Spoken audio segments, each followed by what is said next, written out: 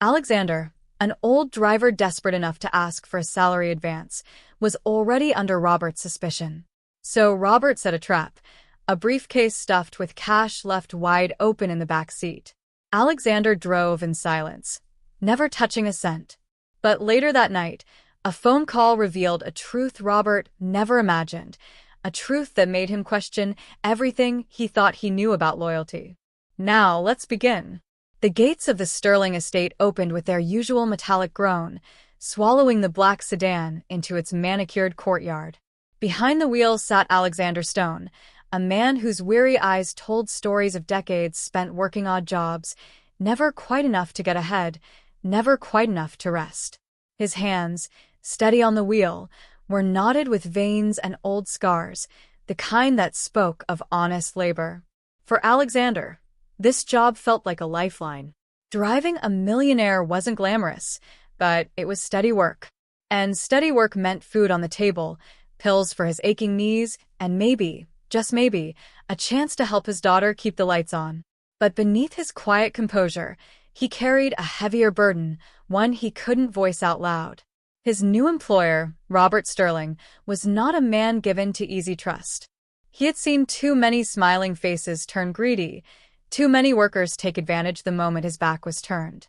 Jewelry gone missing, cash drawers light, even one assistant who vanished with company secrets. Robert had learned to guard not just his wealth, but his heart. So when Alexander, barely a week into the job, cleared his throat and asked for a salary advance, Robert's suspicion sharpened.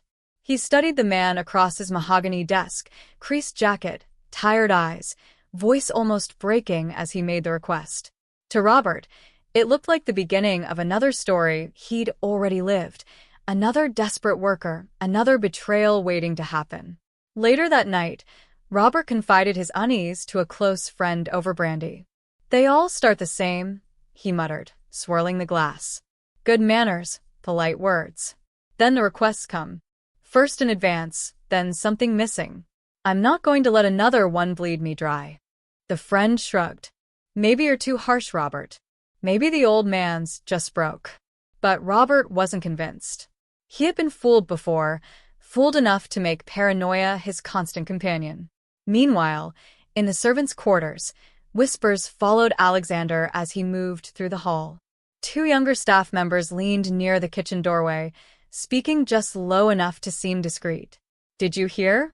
The new driver's already begging for money." One scoffed, slicing vegetables with a little too much force. "Ah, give him a month. He'll be gone like the rest. Nobody lasts here." Alexander heard them. He always did. But instead of snapping back, he lowered his head, carried his supper to his room, and shut the door softly.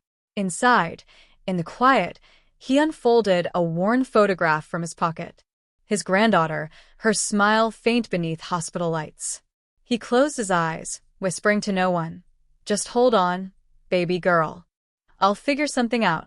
Outside, Robert was already planning a test that would show him exactly what kind of man Alexander Stone truly was. The next morning, Robert Sterling rose with a plan already brewing. If the old driver thought he could mask desperation behind polite bows and "yes, sir" replies, then Robert would strip away the mask. He summoned Alexander and handed him an envelope. The crisp sound of bills folding as he slid it across the desk. "Go downtown," Robert said evenly, adjusting his cufflinks. "Pick up a few things for me. The list is in the envelope. Pay in cash. Bring me the receipt and the change." Simple instructions, but the weight of the envelope was heavy, far heavier than the task required.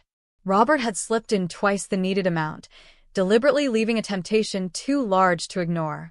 As Alexander tucked the envelope into his jacket, Robert's eyes narrowed, searching for the slightest flicker of greed, but the old man's face stayed still, unreadable, as though he were carrying nothing more than a grocery list. Hours later, as Alexander walked through the city streets with a package tucked under his arm, two men leaning near the corner shop caught sight of him. "That's Sterling's new driver, right?" one muttered, lighting a cigarette. "Yeah," the other chuckled. "Heard he already asked for money. Watch. He'll pocket a few bills and be gone before winter." Alexander overheard them. He felt the sting of their words like small cuts. But he kept walking. He thought of his granddaughter, pale and fragile in her hospital bed, tubes snaking into her arms. A single dollar stolen could mean food tonight, maybe medicine tomorrow, but it would also mean shame, something he couldn't bear to leave on her shoulders. When he returned to the mansion, Robert was waiting, seated in his leather chair, papers spread out before him, though his eyes weren't on them. Alexander stepped forward, placed the shopping bag on the table, then laid the receipt neatly beside it. Finally, he unfolded the envelope, counting out every single bill of change, every penny accounted for, before sliding it toward Robert with steady hands. The room was quiet. Too quiet. Robert glanced at the money, then at Alexander. No hesitation, no excuse, no missing bills. "Is that all?" Robert asked finally, his voice flat. "Yes, sir," Alexander said. His tone was calm, but his eyes betrayed exhaustion, like a man carrying weight invisible to everyone else. Robert waved him off, hiding his irritation behind a stiff smile. He had expected a slip, a mistake, some small sign of greed. Instead, he was left with a man who seemed unshakable. Later, Robert confided his frustration again to the same friend. He gave back every penny, not one missing. Either he's patient or he's playing a long game. "I'm not satisfied yet." The friend raised a brow. "Or maybe, just maybe, he's not like the others." Robert shook his head. "No. Everyone breaks eventually. Everyone." And so a second test began to form in Robert's mind, this one larger, more tempting, impossible for most men to ignore. The following week, Robert decided politeness and small errands weren't enough. If Alexander truly meant to betray him, the only way to know was to place temptation squarely in his path, so close he could touch it. That morning, Robert stepped into the sleek black sedan with a leather briefcase in hand. He set it deliberately on the back seat beside him, snapped open the clasps, and nudged the lid just wide enough for the contents to gleam in the morning light. Stacks of bills set inside, thick, orderly, and undeniable. As Alexander adjusted the mirror, his eyes flicked briefly toward the back. Then he shifted the gear into drive and pulled smoothly away from the estate. For most of the ride, Robert pretended to nap, his head tilted toward the window. In reality, his gaze hovered on the reflection of Alexander's eyes in the mirror. He watched for a glance too long, a twitch of curiosity, any sign of weakness. The briefcase sat there like a silent third passenger. The car hummed down the boulevard, neon lights flickering past glass buildings. Every bump in the road sent the lid trembling, flashing another sliver of green. At a red light, a pair of pedestrians crossed in front of them. One nudged the other with a smirk. "That's Sterling's car, right?" "Yeah." "Wonder how long that new driver's going to last." "Old fool like him. Working for a man like that, he'll snap sooner or later." The light turned green. Alexander's hand stayed firm on the wheel. His jaw clenched, but he said nothing. Minutes stretched into an hour. Not once did Alexander reach back. Not once did his gaze linger where it shouldn't. When they finally pulled into the circular drive of the hotel, Alexander parked, switched off the engine, and stepped out to open Robert's door. The briefcase remained where it was, untouched, its contents perfectly in place. Robert stepped out slowly, his eyes darting between the open case and Alexander's calm posture. He almost wanted to accuse him anyway, to demand an explanation for why he hadn't even peeked. But there was nothing to accuse, nothing at all. That night, alone in his study, Robert poured himself another glass of brandy, the amber liquid catching the lamplight. His hand trembled slightly. "Every man has a price," he muttered to himself. "Every man."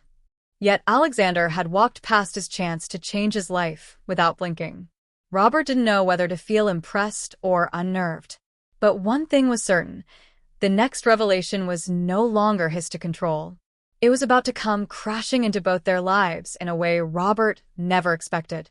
It was a late night when the city slowed to a tired hum. Robert exited a boardroom meeting, his suit jacket draped over one arm, face weary from hours of negotiation. Alexander was waiting outside in the car, as punctual as ever, engine idling with a soft purr. The ride home began in silence. Robert leaned back against the leather, loosening his tie. Streetlights washed over the windshield in gold streaks as the sedan merged onto the highway.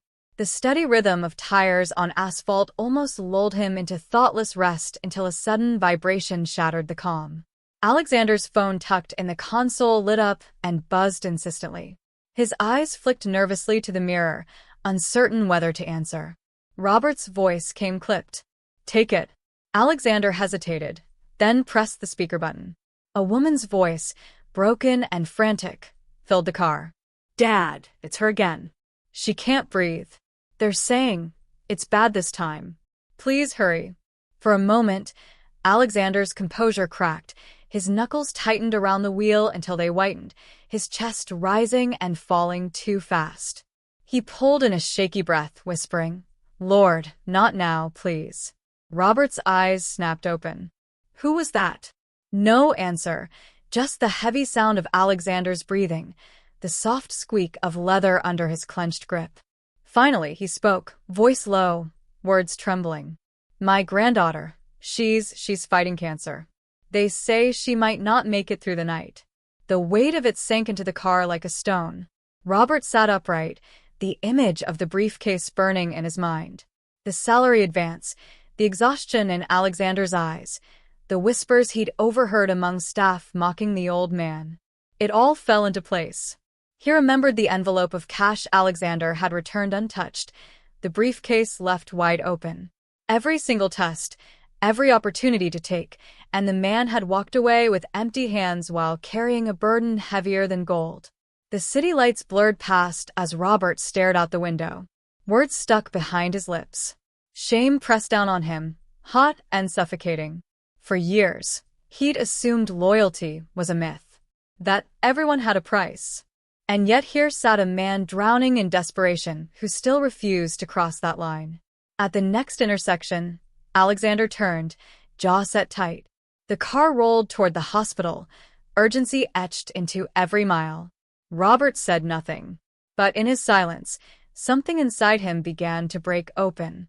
For the first time in years, the millionaire felt small. The hospital smelled of antiseptic and despair, the kind of place where time dragged and every second felt borrowed.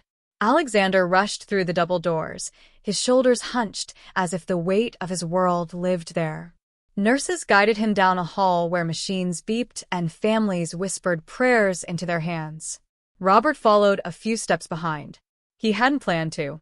He could have waited in the car, but something compelled him forward, drawn by a pull he didn't fully understand. In the room, Alexander's granddaughter lay fragile against the white sheets, her skin pale, her breathing shallow. His daughter sat beside her, clutching the girl's tiny hand as if willing strength into her veins. Robert lingered in the doorway, unseen. The sight of Alexander kneeling by the bedside, tears sliding silently down his face, broke through the last layer of his hardened heart. This wasn't a man scheming for wealth. This was a grandfather watching a child slip through his fingers. The next morning, Alexander was called into Robert's study. He walked in cautiously, still carrying the shadows of the night. On the desk lay a thick folder stamped with hospital insignia. "Paid in full," Robert said. "Every bill, every treatment, every future visit covered."